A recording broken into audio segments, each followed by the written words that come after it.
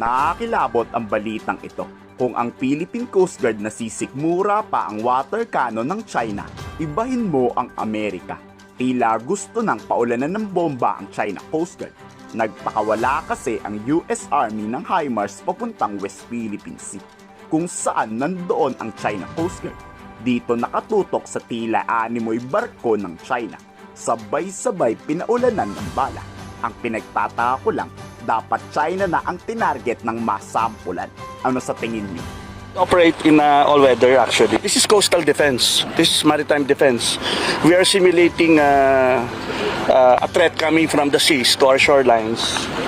And so we are using our multi-domain capabilities to defend our sovereignty. Ito na ata yung sinasabi ng Amerika noon pa lang.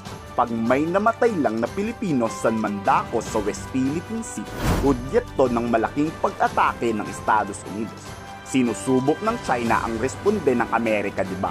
O dali, tindihan pa ng China ang pag-atake sa Pilipinas. Dapat wag water cannon ha. Kung talagang matatapang ang mga Chinese, gumamit kayo ng armed attack.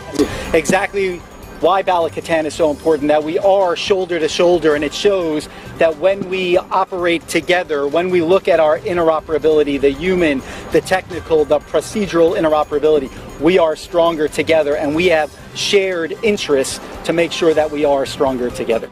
Pero what if kung may makalusot na speedboat ang China? Wala ring kawalayan.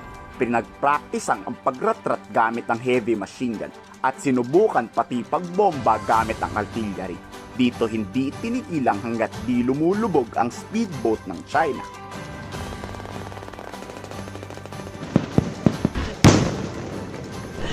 Ang nakakapanindig balahibo dyan, pure Pilipino ang actual na nagpapasabog ng HIMARS. Sila mismo ang gumagamit nito.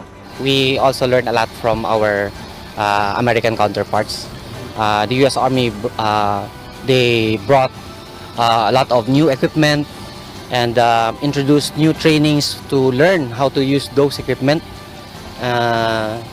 learn how to operationalize those capabilities that is new to us. So with the subject matter expert exchanges, we have learned a lot from.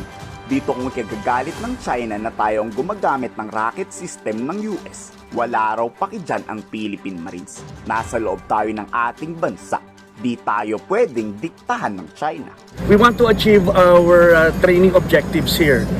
And that's the focus, and it is based on fictional scenario. And we are firing within our territorial limits. Sinasanay rin kung paano ililikas ang ating mga kababayan. Siyempre kapakanan pa rin ng mga Pilipino ang prioridad ng ating gobyerno para kung sakaling magkagera man, alam na kung anong gagawin.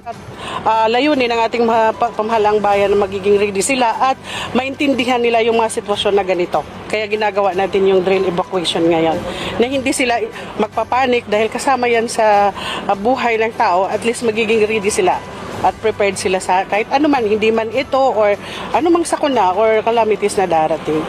Pero kung dumating ang araw na magkagulo talaga, tanong ko lang, handa ba kayong tumulong sa ating kasunduan? I-komento sa baba ang salo.